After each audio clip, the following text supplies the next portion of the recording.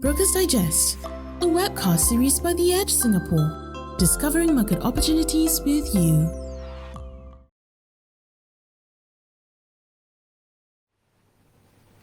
Good evening.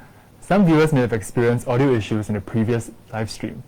We apologize for the inconvenience caused. Thank you for joining us on this episode of Brokers Digest by The Edge Singapore. I'm Jovi Ho and I write for The Edge Singapore. Thank you for joining us. Today's episode is titled Futures and Options for Young Investors. Many young investors have dipped their toes into the stock market. What are their trading habits? Do they prefer safer or riskier asset classes?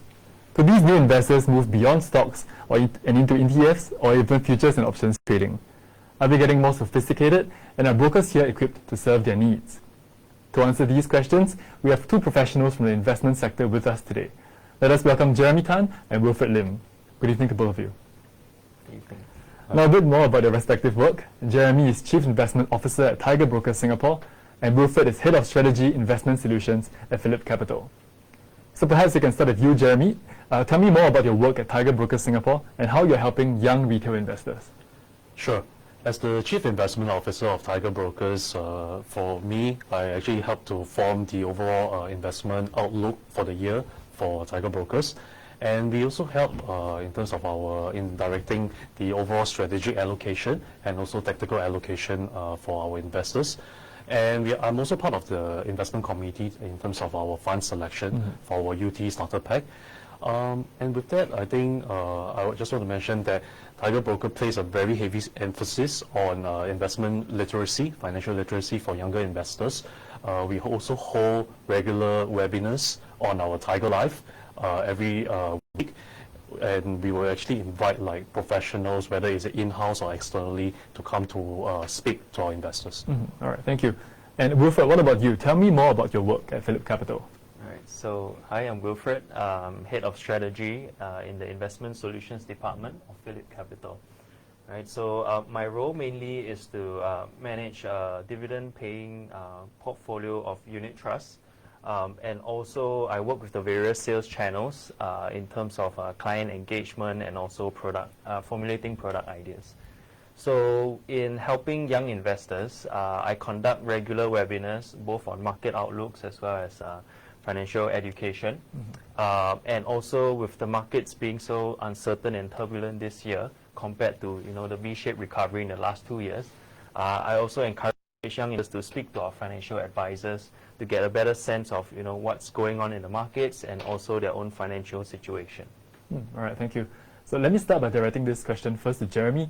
So Tiger Brokers Singapore set up shop in February 2020, so right at the start of the pandemic. So tell us how the pandemic has transformed young people into investors and what made them decide to start on their investing journey. Sure. For Tiger Brokers, we started, like you mentioned, at the start of the pandemic. We didn't know that will happen.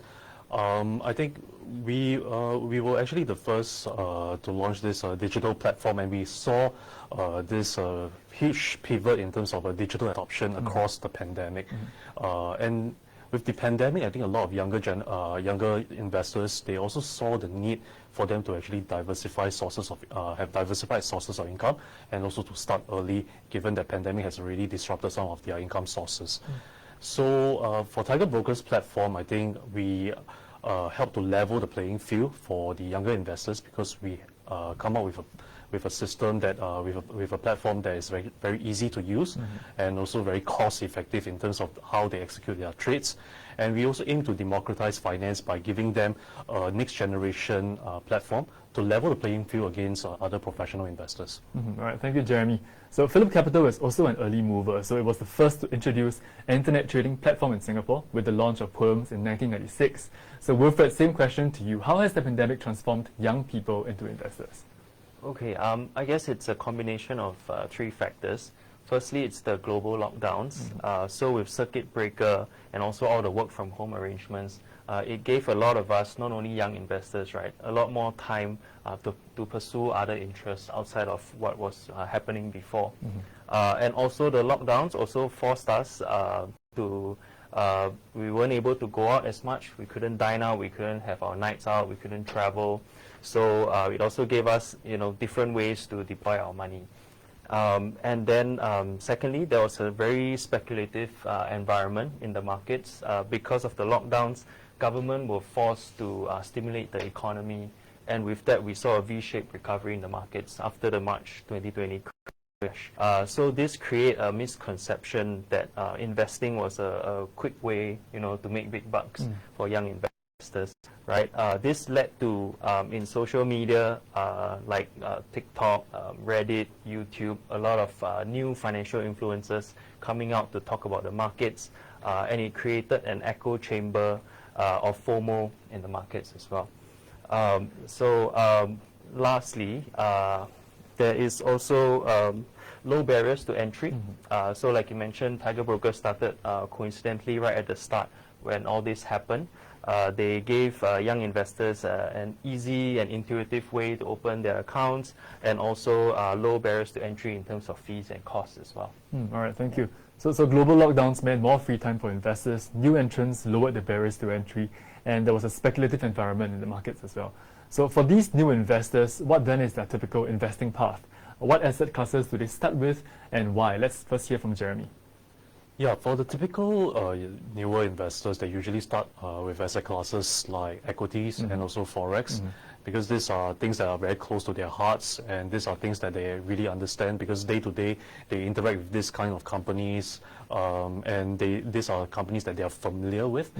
And for instance, like Forex is also something that they are also very familiar with whenever they have travel needs. So these are natural asset classes that younger investors invest in at the onset. And for instance, like other asset classes like fixed income and other alternative investments, they usually come with a very large ticket size, and these are not actually palatable by the younger investors. And one other key trait for younger investors is that they like to take risks. They are younger, they have the capacity to take risks. So in that sense, equities and also Forex are actually the key asset classes that younger investors like to trade. All right, thank you. Equities and FX. And I think young investors also have an advantage, like you mentioned, that they are willing to take some risk. Yeah. So what about you, Wilford? So in your experience, what do new investors start out buying? So similar to what Jeremy mentioned in terms of equities, within the PhillipCapital platform itself, in the past 2 years, young investors under the age of 30, their first purchase was actually 60% into Singapore equities and 23% into US equities. Right, so why did this happen in this way? I think, similarly, there's familiarity with these companies. So for example, our local banks, everyone would know about our local banks, and also the tech stocks like Netflix, Apple, Tesla, and so on. And to add on to my previous answer, social media played a very big part as well. All these new financial influencers, they were talking about trending stocks like GameStop, AMC, and also Tesla as well, right? The last one, which I think plays a big part, is simplicity. So the concept of owning a stock is actually very simple to understand, right? You buy a stock, you actually own a part of a company. Yeah, this compared to, say, buying funds, where you need to know more about the portfolio manager, the investment strategy, portfolio allocation, on top of all the different layers of fees involved. It may deter young investors, especially at the start. Yeah. Okay, so to recap, that's familiarity with stocks, the power and influence of social media, and the simplicity of equities. But like you mentioned, there are some meme stocks that may be quite dangerous. So Wilfred, staying with you, buying a single stock can be a risky move for novice investors. So what are some asset classes that they may have overlooked completely?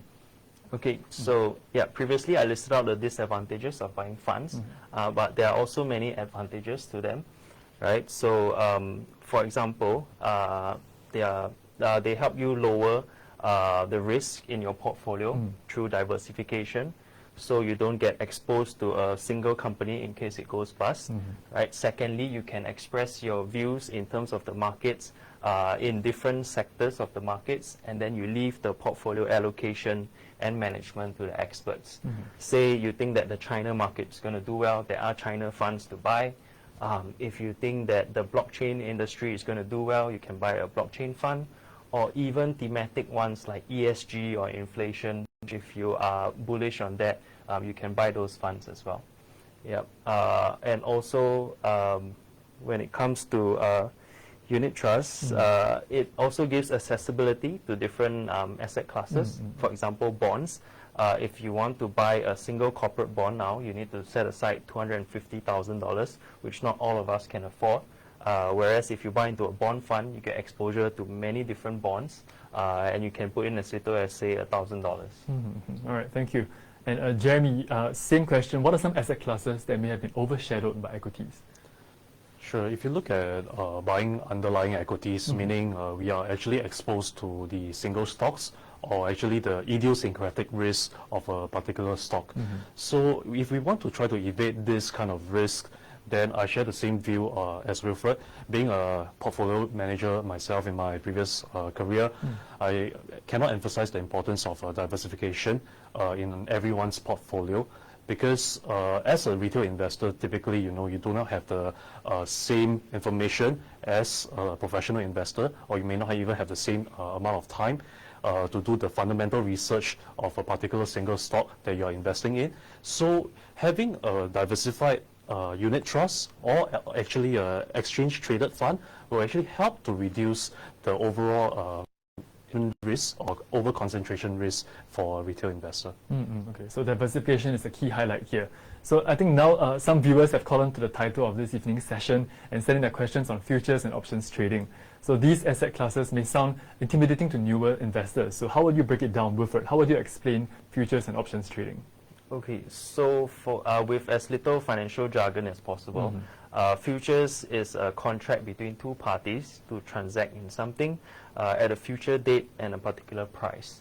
The thing about futures is when that date arrives, whatever the price is in the market, you have to make that transaction. Whereas for options, there's something similar, but at the time the date happens, whether you transact or not depends on what the price is at that point in time. All right, thank you. That's very clear. So, Jeremy, you also have some thoughts about why futures and options are financial derivatives that may be more suitable for seasoned investors. So, why are these asset classes more complex, and why do investors still choose them? Sure. If you look at the definition of an option is basically a financial contract between two parties where the buyer actually can exercise their right to buy or sell underlying investment at a particular period of time. So the difference between options is that you actually have an expiration date versus when you hold equities, it's usually to perpetual. So in that sense, if you look at the definition, you can see that for options contract, we are not only playing the direction of the market, whether be it upwards or actually downwards, but actually there is also a time element to the options. And furthermore, for every single contract of options, it is actually equivalent to 100 shares of the underlying. So in that sense, options contracts are actually leveraged in nature, and you need to have the financial resources to be able to withstand any drawdown whenever it eats into your margin, whenever it goes against you, and it can potentially lead to higher than anticipated losses. Okay, so it's not just up or down like equities trading, there's also a time dimension as well now. Okay, so Wilford, why don't you help us recap why investors may choose to enter futures and options contracts? I think you had 3 points you mentioned earlier. Yeah, okay, so the first point is on hedging. Apart from investors, companies as well can use futures contracts to hedge. So this year in particular, the airline industry, for the companies that were able to anticipate higher oil prices, they were able to hedge their fuel costs from $70 at the start of the year all the way to almost double $130 when oil hit their highs earlier this year. Right. So secondly, there's the convenience of speculation as well. For example, if you have the view that the markets are going to go much lower because of a pending recession, you can actually express that view by shorting futures contracts or buying put options instead of having to borrow shares and sell it in the market, which is quite an operational nightmare. Okay, and lastly, there is income as well. So particularly with options, for example, if you have a long-term investment strategy where you hold a portfolio of blue chip value stocks, right? But you have the view that in the short term, in the next 1 to 2 years, the markets are not going to go any higher. You can actually generate income by selling call options on your stocks. and then earn the option premiums and without having to change your investment strategy. All right, thank you. So to recap, the 3 points you mentioned are to hedge against risk, to profit from price speculation, and for options specifically, it can also be a source of income. All right, so thank you both for sharing your thoughts. And we're almost out of time, but just to leave our viewers with a word of advice, what would you say to young investors who are just starting out on their journey? Jeremy, would you like to go first? For younger investors starting out their investment journey, I think for them it's very important to start this journey very young because I think this is a lifelong journey. By that, then they can actually accumulate the investment experiences and the financial knowledge that's needed to be successful in investments. And secondly, I think is to look at investments from a longer term perspective, like rather than a short term perspective, because that will really lead to a lot of over trading or excessive over concentration, for instance. And I guess lastly, one thing that I cannot emphasize enough is also on diversification. Diversification is extremely important because that will really help you to evade some of the large idiosyncratic risks and large losses as well. All right, thank you. And Wilford, what about you? What would you say to young retail investors who are just starting out?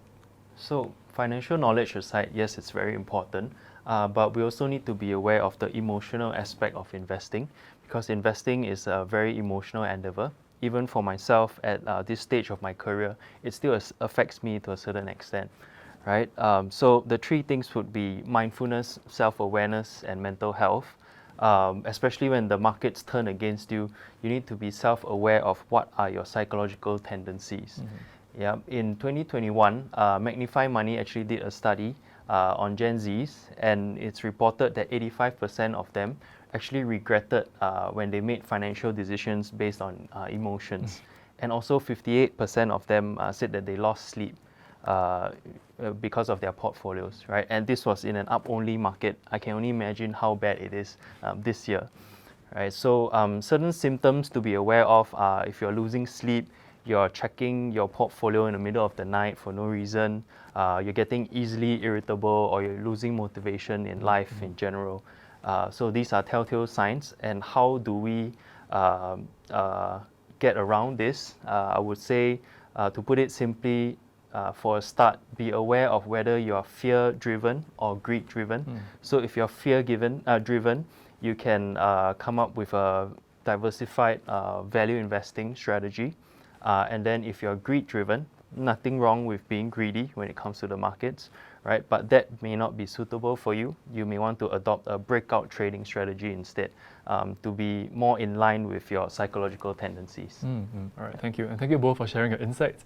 So to recap, this evening, we looked at how the pandemic has created a wave of young retail investors and why they should diversify beyond meme stocks or even just popular US tech names. We also explored other asset classes that they should consider, like ETFs and unit trusts, as well as futures and options. While these may sound complicated, futures and options can help diversify your portfolio. Investors can even generate income through option premiums. So please join me in thanking our guests today, Jeremy from Tiger Brokers Singapore and Wilford from PhillipCapital. So for the latest news on investing in Singapore and the region, visit theedgesingapore.com and follow us on our social media channels. Thank you for joining us this evening, and have a good evening.